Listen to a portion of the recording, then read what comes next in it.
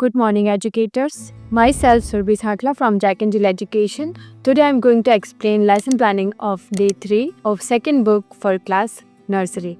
Let's start with our first period. आज हम first period में हमारी एक राइम ले रहे हैं जिसका नाम है टू लिटिल हैंड्स। तो आप जब आपके बच्चे सेटल हो जाए उनके साथ सर्कल में बैठें और आप चाहें तो आप स्मार्ट बोर्ड का यूज़ कर सकते हैं और आप चाहें तो आप स्पीकर का भी यूज़ कर सकते हैं। को ये राइम प्ले भी करनी है साथ में ताकि बच्चे और एनकरेज हों, ज़्यादा एंजॉय करें। साथ ही साथ आपको बच्चों के साथ ये राइम करनी है जिसमें आप एक्शन भी करेंगे और वॉइस मॉड्यूलेशन भी देंगे। तो हमारी जो राइम है टू लिटिल हैंड्स यानी कि टू लिटिल हैंड्स। तो आप बच्चों को पहले इंट्रोड्यूस करवाएं इसके नाम से कि टू लिटिल हैंड्स, हमारे हाथ, टू लिटिल हैंड्स। तो हम अपने हाथों के साथ क्या करते हैं एंड हम अपने पैरों के साथ क्या करते हैं। ठीक है, चलिए राइम को स्टार्ट करेंगे। Two little hands to clap clap clap. हम अपने हाथों से क्या करते हैं, क्लैप करते हैं ना। तो इसी तरह से हमने यहाँ पे राइम में भी क्या किया है, हैंड्स के साथ clap clap clap. Two little legs to tap tap tap. हमारे जो लेग्स है, हमारे जो पैर है, उनसे हम क्या करते हैं, टैप करते हैं। तो आप अपने पैरों को उठा करके इस तरह से टैप करके उनके साथ एक्शन करेंगे। और two little eyes to open wide. और इसी तरह से one little head goes side to side. ये है हमारे एक्शंस और आपको इन्हें रिपीट करते हुए बच्चों के साथ में करना है। तो चलिए एक बार हम फिर से करेंगे। Two little hands to clap clap clap. Two little hands to clap clap clap. Two little legs to tap tap tap. तो आप बच्चों को एनकरेज करें कि वो साथ में टैप भी करेंगे। जब आप हाथों का यूज़ कर रहे हैं और क्लैप वर्ड यूज़ कर रहे हैं तो बच्चों को क्या करना है, क्लैपिंग करना है। और जब आप लेग्स का यूज़ कर रहे हैं तो two little legs to tap tap tap. बच्चों को एक्शन करके बताएं और उनको एनकरेज करें अपने साथ करने के लिए। And two little eyes to open wide. Two little eyes to open wide. One little head goes side to side. One little head goes side to side.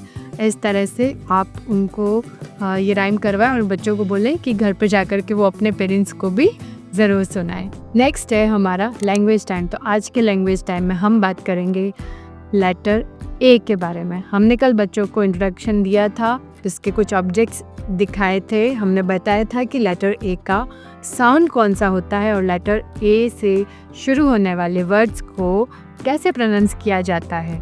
ठीक है, ये हमने उनको एक्सप्लेन किया था। आज हम इसका रिवीजन भी करेंगे। लेटर ए के वर्ड्स को फिर से हम बच्चों के साथ में रिवाइज करेंगे। आप बोलेंगे, आपके बाद बच्चे इन वर्ड्स को फिर से रिपीट करेंगे और फिर हमें बच्चों को राइटिंग करवानी है। तो राइटिंग से पहले हम एक प्रैक्टिस करेंगे जिसमें आपको बच्चों को सेंड में उनसे राइटिंग करवानी है लेटर ए के लिए। वो प्रैक्टिस इसलिए ज़रूरी है क्योंकि हम डायरेक्टली बच्चों को लिखने के लिए देंगे तो उनके लिए थोड़ा सा डिफ़िकल्ट हो सकता है। इसीलिए हम एक्टिविटी प्रीफर करते हैं कि उनको सेंड में प्रैक्टिस करना ज़रूरी है। उससे हमारे बच्चों की ग्रिपिंग भी फाइन होती है और जो भी प्रैक्टिस वो उसमें करते हैं उसको फिर वो भूलते नहीं हैं। तो पहले एक बार हम सारे लेटर्स का प्रोनाउंसिएशन करेंगे हमारे लेटर की राइम के साथ में। A for apple, A for ant, A for ankle, A for arrow, A for arm, A for album, They start with letter A. They start with letter A. इस तरह से हमें हमारी राइम भी करवा दी और हमारे वर्ड्स भी बच्चों को रिवाइज करवा दिए। इसके बाद जो हम सेंड ट्रे रखते हैं बच्चों की फाइन ग्रिड के प्रैक्टिसेस के लिए, तो वो हमें प्रिपेयर करना है और आप सारे बच्चों से उसमें लेटर्स बनवाएंगे, लेटर ए बनवाएंगे। चलिए, तो पहले आप फिंगर से उसमें बच्चों के साथ लेटर्स बनवाएं। उसके बाद जब पूरी क्लास के बच्चों की प्रैक्टिस हो जाए सैंड पिट में और आपको लगे कि बच्चे अच्छे से ए को समझ चुके हैं, ए को रिकॉग्नाइज कर पा रहे हैं, फिर उनको आप क्रेयॉन्स दें और उनकी ये वर्कशीट कंप्लीट करवाएं।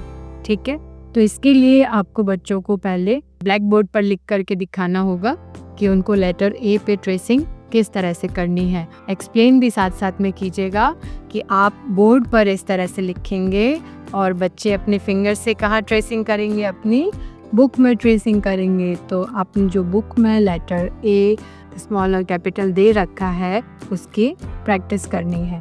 तो पहले आप फिंगर के साथ इस तरह से ट्रेसिंग करवाएं। ये है हमारा ए बी लेटर ए और ये है हमारा ममा लेटर ए।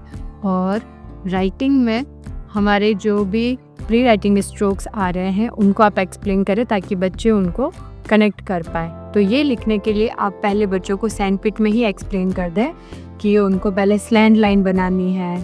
तो backward slant, forward slant, sleeping line. तो ये क्या बन गया हमारा mama letter A. Left open curve and standing line. तो ये क्या बन गया हमारा बेबी लेटर ए। इस तरह से आपको लेटर फॉर्मेशन की प्रैक्टिस पहले सैंडपिट में करवानी है। उसके बाद आप बच्चों को क्रेयॉन्स देंगे और यहाँ पे आप प्रैक्टिस करवाएंगे। क्रेयॉन्स के साथ में हम इसीलिए कर रहे हैं क्योंकि क्रेयॉन्स सॉफ्ट होते हैं, तो इससे उनकी हैंड राइटिंग अच्छी रहेगी। तो यहाँ पे आपको बच्चों को ट्रेसिंग देनी है ममा लेटर और बेबी लेटर ए के लिए। अब हम फर्श पर स्मॉल लेटर और कैपिटल लेटर दोनों चॉक से ड्रॉ करेंगे और बच्चों को आप 1 बाय 1 उन पे जंप करवाएं। नेक्स्ट है हमारा नंबर टाइम। कल हमने नंबर टाइम में कलर येलो बच्चों को इंट्रोड्यूस करवाया था, तो आज हम उसका रिवीजन करवा रहे हैं। तो आप फ्लैश कार्ड ले सकते हैं, येलो कलर का फ्लैश कार्ड, और येलो कलर के ऑब्जेक्ट्स जो आपने क्लास में कल यूज़ किए थे चाहे तो वो डिस्प्ले करें। और अगर आपके सराउंडिंग में जहाँ भी आप बैठे हैं बच्चों को लेकर के, चाहे वो आपका क्लासरूम है या आउटडोर एरिया है, वहाँ भी अगर कुछ भी येलो चीज़ें आपको नज़र आती है तो आप बच्चों को पॉइंट करवाएं, उनको बताएं कि ये चीज़ें येलो कलर की हैं। और येलो कलर कैसा होता है, दिस इज़ येलो। ये कार्ड कौन से कलर का है, दिस इज़ कलर येलो। फिर आप बच्चों से उनकी बुक ओपन करवाएं और बुक में दी गई राइम के साथ में सारे वर्ड्स को जानेंगे कि येलो में कौन कौन से पर्टिकुलर चीज़ें आती है, उनके नाम देखेंगे। ठीक है, तो what is yellow, sun is yellow, lemons are yellow, bananas are yellow, chicks are yellow, corns are yellow, sunflowers is also yellow, yellow yellow yellow. ये है हमारी राइम और ये है हमारे सारे वर्ड्स। तो आप 2 से 3 बार इन चीज़ों का रिवीजन करवाएं और आसपास में नज़र आने वाली चीज़ों को पॉइंट करके बच्चों से कहें कि वो आपको उनका नाम बताएं। चाहे तो वो येलो कलर की कोई पेंसिल हो सकती है, येलो कलर की बुक हो सकती है, या फिर किसी भी बच्चे का येलो कलर का बैग हो सकता है, आपकी बॉटल हो सकती है, आपके क्लास में लगा हुआ कोई बर्थडे चार्ट हो सकता है येलो कलर का। जहाँ कहीं आपके सराउंडिंग में आसपास येलो कलर हो वो आप बच्चों से ऑब्जर्व करवाएं। ये था हमारे येलो कलर का रिवीजन। नेक्स्ट है हमारा प्ले टाइम। तो प्ले टाइम के लिए आप आज बच्चों को देंगे बीड्स एंड थ्रेड। ये एक्टिविटी हमारे बच्चों की हैंड आई कोऑर्डिनेशन के लिए है, इससे हमारे बच्चे शार्प बनते हैं। जब हैंड आई कोऑर्डिनेशन होता है तो बच्चे पूरी तरह से ध्यान लगा करके बीड्स में थ्रेड को डालेंगे और इस तरह से वो माला बनाएंगे। ये एक्टिविटी दिखने में सरल है लेकिन बच्चों के लिए बहुत इम्पोर्टेंट रोल है इसका, क्योंकि इससे बच्चों की एकाग्रता बढ़ती है, उनका ध्यान बढ़ता है। हैंड आई कोऑर्डिनेशन से जब वो चीज़ों को करते हैं, जब भी किसी एक्टिविटी को इस तरह से करते हैं तो उनका ब्रेन भी यहीं रहता है, उनका हाथ भी यहीं रहता है। तो इससे हमारे बच्चों की याददाश्त भी बढ़ती है, उनका ध्यान बढ़ता है। ठीक है, तो इसीलिए इस तरह की एक्टिविटीज़ इम्पोर्टेंट है। तो आप सिंपल से थ्रेड और बीड्स बच्चों को दें, लेकिन आप उनके पास भी रहें और देखें कि बच्चे शेयर करके इन चीज़ों को अपने फ्रेंड्स के साथ में इस एक्टिविटी को कंप्लीट कर रहे हैं। कुछ बच्चे नहीं समझते हैं तो वो इन्हें मुंह में ना रख ले, इस बात का भी हमें ध्यान रखना है।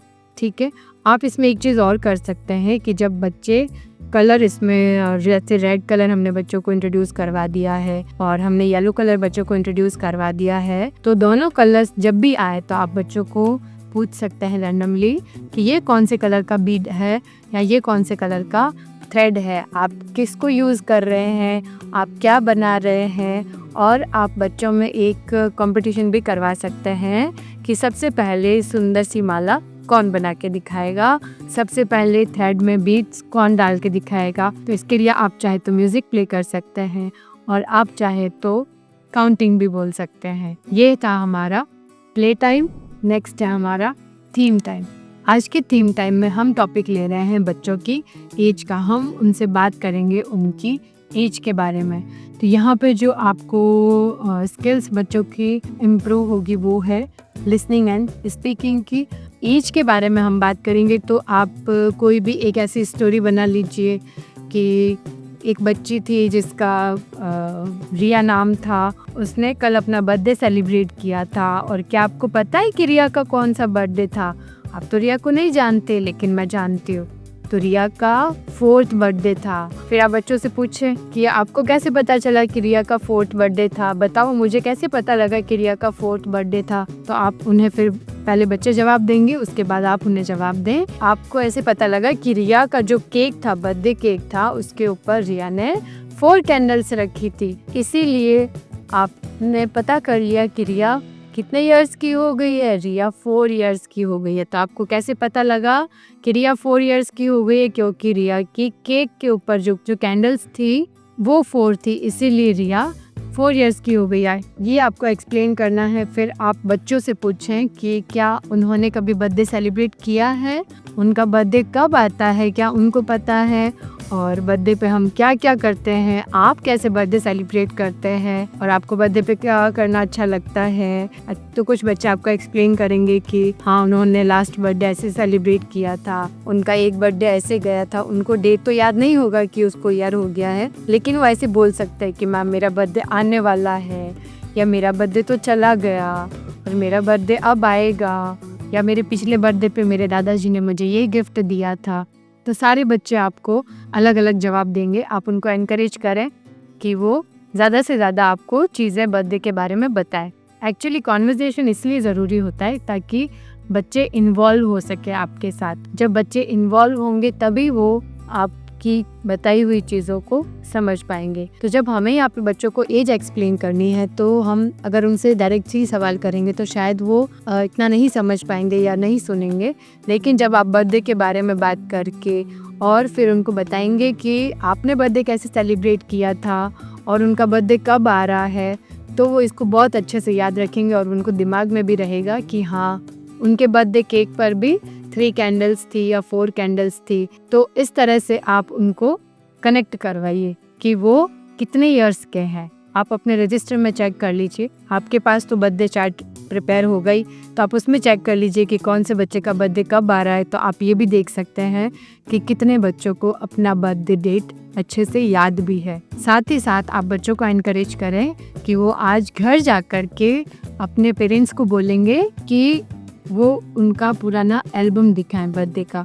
बच्चों को एनकरेज करना है कि वो घर जाकर के आज क्या करेंगे, अपने बर्थडे की फ़ोटो देखेंगे कि वो फर्स्ट बर्थडे में कैसे दिखते थे, फिर अपने सेकंड बर्थडे में और बड़े हो गए, फिर हम किस तरह से धीरे धीरे ग्रो करते हैं वो भी बच्चों को सिखाएं आप उसमें देखिएगा तो उन्हें पता लगेगा। ठीक है। और साथ ही साथ आप उन्हें ये भी कहें कि वो ये भी चेक करके आए कि वो कितने इयर्स के हो गए हैं। वो अपने पेरेंट्स से भी पूछे कि अब तक उन्होंने कितने बर्थडे सेलिब्रेट कर लिए हैं। इस तरह से हमें बच्चों को उनकी एज इंट्रोड्यूस करवानी है और उनका एग्जैक्ट बर्थडे डेट अगर उनको याद नहीं है तो आप उन्हें बताएं कि उनका बर्थडे इस डेट को आता है। इस तरह से तय करके आप उनको उनकी एज भी बता सकते हैं कि आप 3 इयर्स के हो गए हैं, आप 4 इयर्स के हो गए हैं। आप उनको इस तरह से भी एनकरेज करें कि क्या वो अपने फ्रेंड का बर्थडे बता सकते हैं, या आप अपनी फ्रेंड से पूछ सकते हैं। तो वो एक दूसरे से पूछे भी कि हाउ ओल्ड आर यू, आप कितने इयर्स के हो गए हो। तो फिर आप इस तरह से फिंगर्स पे बताएं कि आई एम 3 इयर्स ओल्ड और आई एम 4 इयर्स ओल्ड। तो आपस में बच्चे जब कॉन्वर्जेशन भी करेंगे तो उनकी और फ्रेंडशिप भी बढ़ेगी और एक दूसरे के साथ वो सोशलाइज भी होना सीखते हैं और उनको ये भी फील होता है कि हाँ हम सारे बच्चे सिमिलर एज के हैं। अरे वाह, मैं भी इतने इयर्स का हूँ, ये भी इतने इयर्स का है, ये तो मैजिक जैसी चीज़ है। तो बच्चों के लिए ये बहुत वंडर वाली चीज़ें भी होती है, वो इन्हें बहुत ही ज़्यादा एंजॉय करते हैं। बच्चों को सबसे ज़्यादा अच्छा लगता है उनसे बातें करना, इसीलिए हम हर बार हर टॉपिक के साथ में एक जनरल कॉन्वर्जेशन करते हैं, उनके साथ एक जनरल इंटरेक्शन करते हैं ताकि बच्चे इजीली उन चीज़ों को कनेक्ट करें और समझें। ये था हमारा थीम टाइम जिसमें हमने बच्चों से उनकी एज डिस्कस की है। नेक्स्ट है हमारा रिफ्लेक्शन टाइम। तो फिर से हमें पूरा दिन आज हमने क्या क्या किया था वो बच्चों को याद करवाना है, और उनका फेवरेट टाइम क्या था वो भी उनसे ज़रूर पूछिए, ठीक है। तो राइम टाइम में हमने जो राइम की थी वो आप एक बार उनको फिर से करवा दीजिएगा। फिर है लैंग्वेज टाइम जिसमें हमने लेटर ए जो कल सीखा था आज उसका हमने रिवीजन किया था, और लेटर ए को हमने सैंड पिट में भी बनाया था और क्रेयॉन की हेल्प से अपनी वर्कबुक में भी किया था। फिर है कलर येलो का हमने रिवीजन किया था। फिर बीट्स एंड थ्रेड वाली एक्टिविटी थी प्ले टाइम में, और थीम टाइम में हमने एज के बारे में बातचीत की थी। तो आप बच्चों से बोलेंगे कि वो घर जाकर के अपने पेरेंट्स को पूछें कि आने वाला उनका बर्थडे कौन से नंबर का है, 3 है या 4 है, और उनका बर्थडे कब आता है। तो घर जाकर के उन्हें अपना एल्बम देखना है। ये है हमारा होमवर्क टाइम। तो होमवर्क में हमने दिया है इंग्लिश लिटरेसी में colour the objects that are yellow in colour. Parents के लिए जो हमने एक्टिविटी दी है वो है कि पेरेंट्स को घर पे बच्चों को येलो कलर की चीज़ें दिखानी है और उनका कलर पूछना है कि येलो कलर की चीज़ें कौन सी है और उनका क्या नाम है। ये था हमारा day 3 and I hope you like the video. Thank you.